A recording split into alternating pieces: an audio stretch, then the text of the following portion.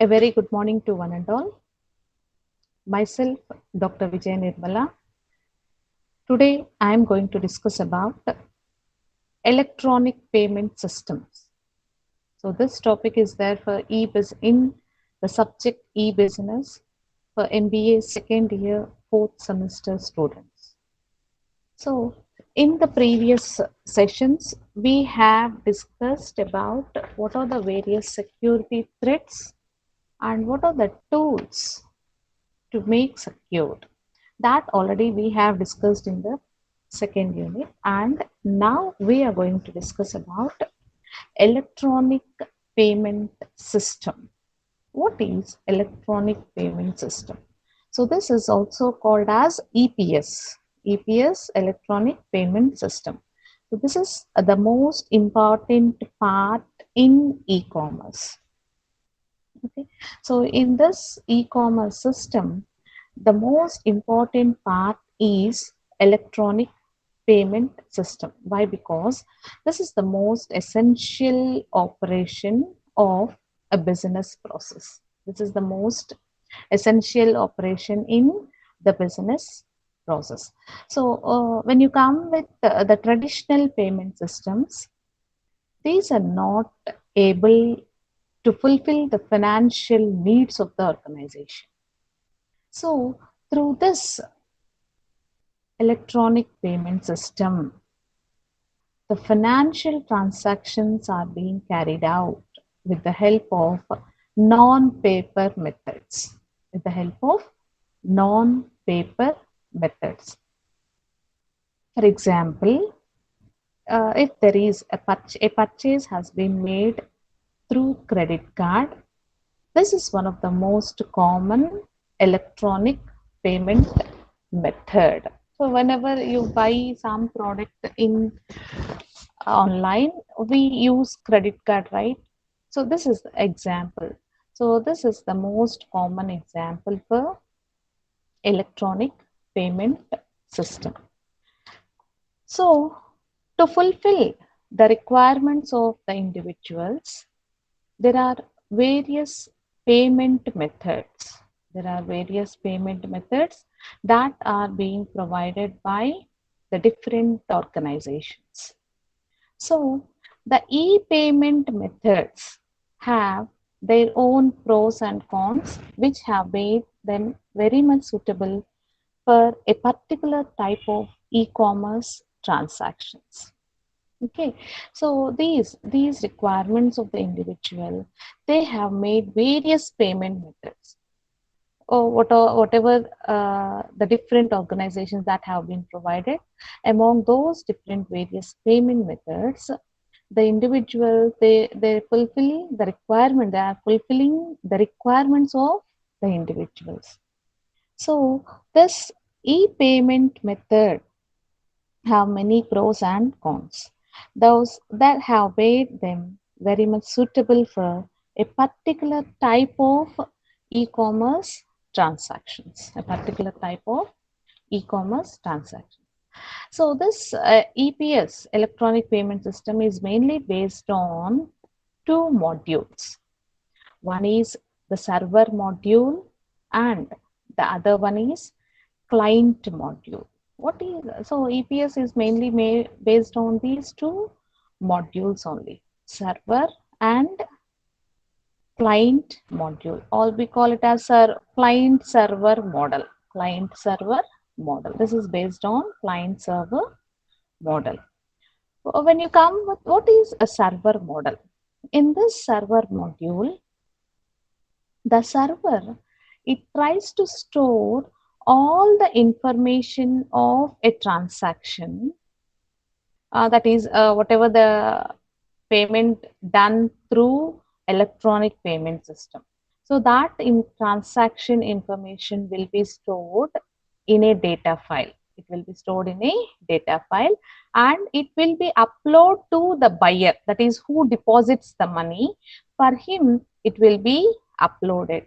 So that buyer information mainly for auditing purpose. So that is called as server module. So in this server module, what it does now? The server tries to store all the information of a transaction all the transactions, in the sense the transactions which are done via electronic payment system in a data file, and it will be uploaded to the buyer, that who deposits the money for information, especially for auditing purpose. So that is called as server module. And when you come to the client module, this module is it will work as an interface between the user and other application system. So this client module acts as an interface between the user and other application system. So the main work of this module is to transfer the client request to the server, and also it receives the server response also. It used to receive the server response also. So these two will be done in client module. Okay, what it does in this module, it used to transfer the client request to the server, and also it receives the server response. It used to receive the server response. Okay, here you use generally TCP or IP protocols. In the sense, TCP in the sense transmission control protocol, or IP in the sense internet protocol. So these are used for the communication between client interface and server module. So what are the communication protocols that we use when you are using server module or client module? Means you generally use transmission control protocol, what we call as TCP, or internet protocol. So we call it as IP. So these are used for communication between the client interface and the server module, right? So this is about the general introduction of what is EPS and what are the modules involved in EPS. Now let us see what are the various components of electronic payment system. So we are discussing now some fundamental components of electronic payment system. These are the fundamental components of electronic payment system. One is the merchant, the other one is the customer, acquiring bank, authorization, credit card association, customer issuing bank, internet merchant account, payment gateway, processor, and settlement. So these are some of the fundamental components of electronic payment system. Now let us see in detail about these components. So the fundamental component, the first one is merchant. What merchant does? He sells a product on internet. He used to do a business with the help of e-commerce with the help of internet. That he is a merchant, right? And the other one is customer. Customer in the sense he is the recipient of any product or services. Customer is the recipient of any product or services in online, right? So, and the other one is acquiring bank. Acquiring bank. It is the merchant's accounts provider. Acquiring bank in the sense the merchant's accounts provider. It means that to enable an online payment processing and credit card authorization, the merchant needs to open an account with the acquiring bank. He needs to open an account with the acquiring bank. So these acquiring banks are known as merchant banks. So acquiring banks in the sense which the processing, the online payment processing as well, and also the credit card authorization, everything. The merchant for this, for all these things, the merchant needs to open an account with the acquiring bank. He needs to open an account with the opening bank. So these acquiring banks are also called as merchant banks. Merchant banks. And the next component is authorization. This authorization, the next one is authorization. This process, it used to verify the buyer credit card information, like the credit card number, whether the card is active or not, whether the card has sufficient value or not, etc. So all these things it used to verify about the buyer's credit card information to complete the transaction. So before to complete the online transaction, this process, authorization process, verifies the information of buyer's credit card. It uses the buyer's credit card, like verifying of the card number, verifying whether the card is active or not, whether the card is having sufficient value or not. So these will be known in this component, which is called authorization. And the next one, credit card association. The next one is credit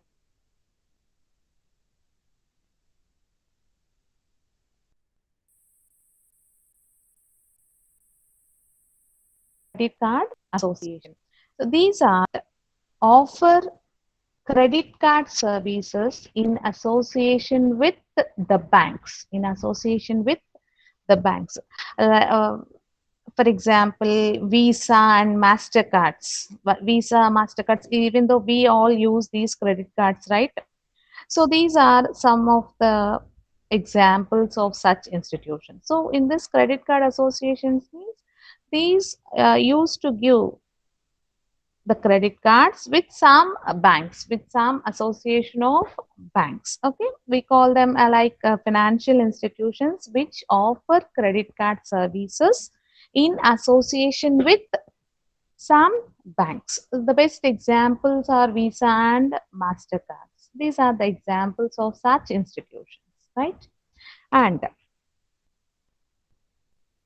the next one is customer issuing bank. The next one is customer issuing bank. So it is a financial, it is also a financial institution that offers various payment tools. It used to offer various payment tools such as credit cards to the customers, HDFC and Citibank. These are some of the examples of such institutions. Okay, HDFC used to give a payment tool like credit card. It used to provide credit cards to the customers. Citibank. These also the banks which use credit cards to the customers. So they offer various payment tools such as credit cards to the customer. So these are some of the examples like HDFC and Citibank. These are some of the examples of such institutions, right?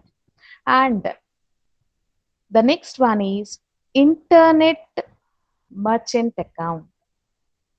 This is a special account which is being opened by the merchants, which is being opened by the merchants with the acquiring bank, with the acquiring bank. It allows them to accept credit cards through online payment system. So what it does, it allows the bank to accept the credit cards through online payment system. Here, the merchant has to pay some processing fee to open an account. He has to pay some processing fee, which is known as the discount rate for every transaction. For every transaction. So the fee charged by the banks also will be vary.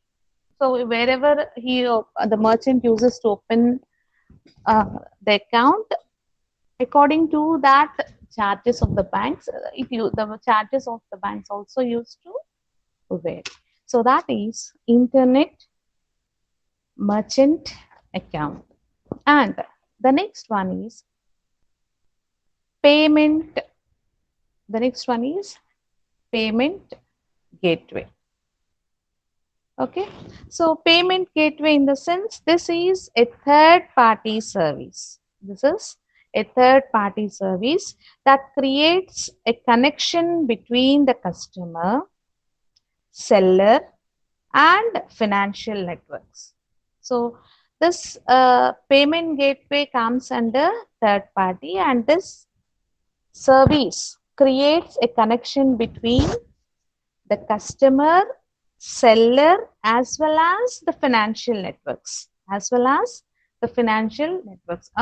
it used to create a connection between these three people: customer, seller, as well as the financial networks, to carry out the payments as well as the authorizations also.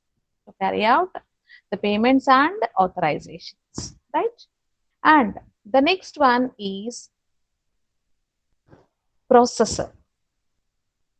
It is a center which has large collection of information about credit card transactions. So processor is a center which has a large collection of information about credit card transactions. Here, the processor communicates with the merchant site and used to settle the funds through the payment gateway on behalf of the acquiring bank. On behalf of the acquiring bank, the processor used to communicate with the merchant site, and he used to settles the funds. So everything is done on behalf of the acquiring bank itself. So this processor center is having a large collection of information about credit card transactions, and the last one is settlement. Through this process, the transactions along with their authorization codes are sent to the processor so that the payment can be made to the merchant. It means this settlement is a kind of electronic book. It is a kind of electronic book, and which used to keep with the help of which the total fund is received from the transactions, and these are being sent to the acquiring bank of the merchant. These are sent to the acquiring bank of the merchant. Okay, so these are some of the fundamental components of EPS, right? Next, let us see the next one. Yeah. Steps. What are the several steps involved in electronic payment system? Electronic payment processing is divided into two major phases. It is divided into two major phases. Okay, one is authorization and the other one is settlement. One is authorization and the other one is settlement. Yeah, just have seen, yeah, this is how the authorization steps are taken in EPS. This is called electronic payment processing. So in this authorization, we used to discuss in two major phases. The first one is authorization phase, and this is the settlement phase. Now let us see in detail about this one. Okay, the first one is authorization. Authorization in the sense it shows, authorization shows the, this used to show the authorization process, and it consists of 8 steps. It is having 8 steps. So you can see this. I have written this 8 steps for your understandable way.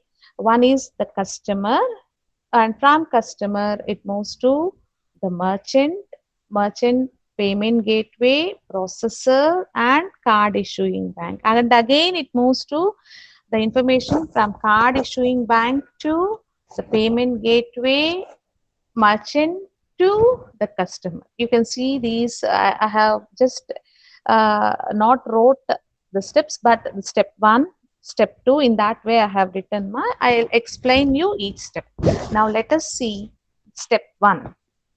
In step 1, the customer, he first creates an account on the merchant's website.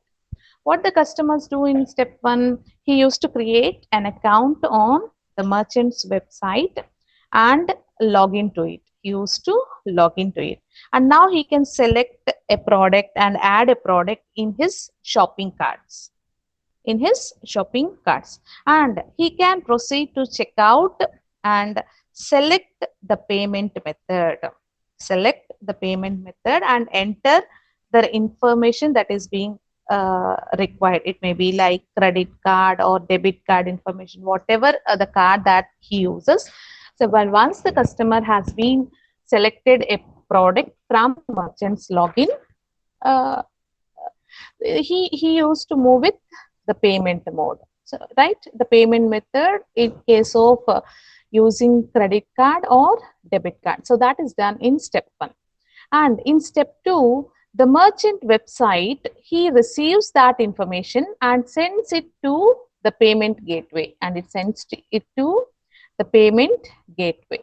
When that is done in step 2. When you come to step 3, when immediately the information which is sent by the merchant is received in the payment gateway, that used to transfer this information to the processor. It used to transfer this information to the processor.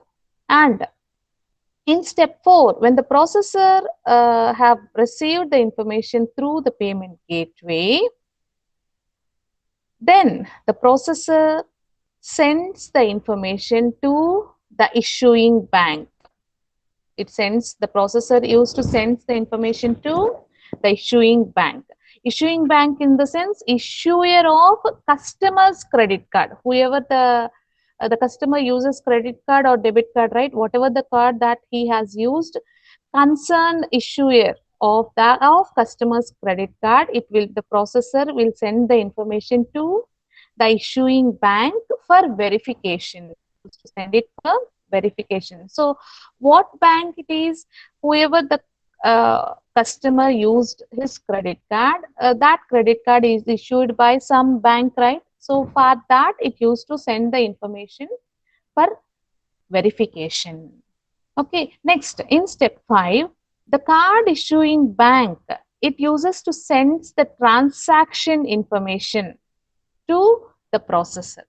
So when once the issuing bank has received it, it sends the transaction information to the processor. It may be that to accept or decline, whatever it may be, that it will be sent to the processor.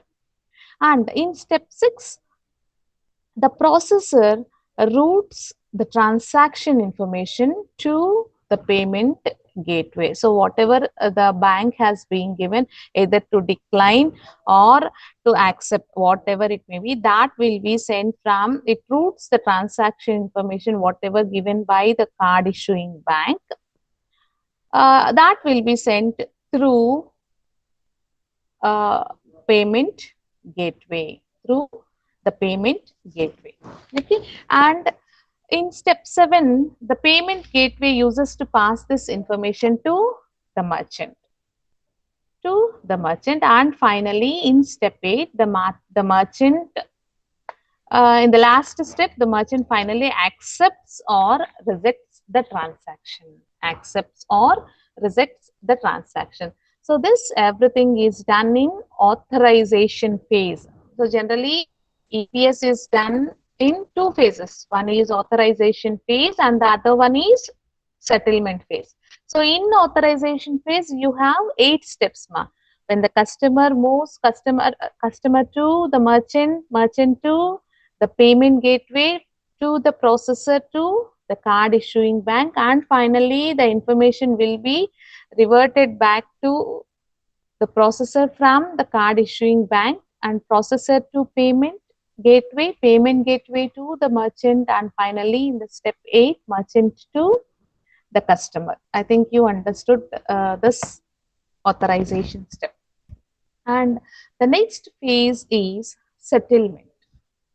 So see this, in this settlement phase, during this phase, the money is being transferred from the customer's bank account to the merchant's bank account. In the previous one, it is only for verification, right? So authorization, either the card is inactive or not, whether the transactions are being done in that card or not, only for authorization that has been done in 8 steps. But now in the settlement step, the amount of the customer from his bank account is to be transferred to the merchant's bank account, needs to be transferred through the merchant's bank account. So this is how we need to do. So during this phase, there are also several steps, and in this there are mainly, we have 4 steps. We have 4 steps in electronic payment processing. So let us see in detail about this. Step 1, the merchant requests for the payment gateway through PayPal or CC Avenue, etc., whatever it may be. To settle the transaction, the merchant requests for the payment gateway. And in step 2, when the payment gateway, now the payment gateway transfers all the transactions to the processor for settlement. So for settlement, what the merchant used to do, ma? He used to have payment gateway transfers all the transactions to the processor for settlement. In step 3, the processor sends the settlement payment information to the card issuing bank. See here, from here it will be started, ma. Acquiring bank to the merchant, it sends to gateway, and from gateway it moves to the processor. So in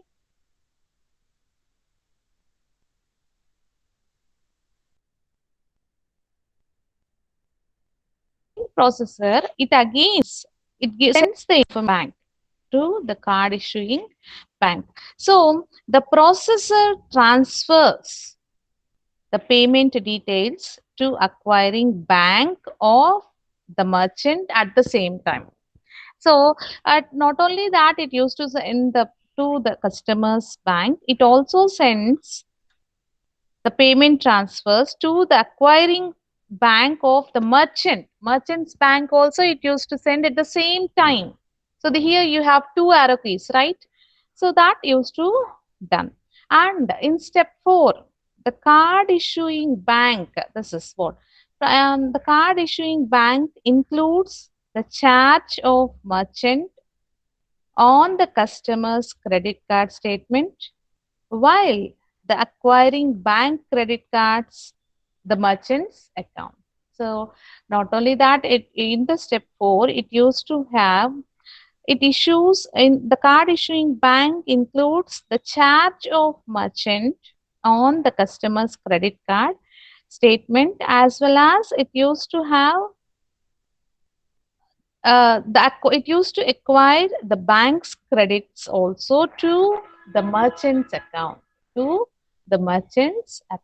this is how the settlement has been done. So in EPS, we have 2 phases. One is authorization step, the other one is settlement step. Okay, so this is how the EPS has been made. Okay, I think you understood. If you have any queries, you can ask me, or else we'll wind up. Okay, ma. Thank you. Thank you, one and all.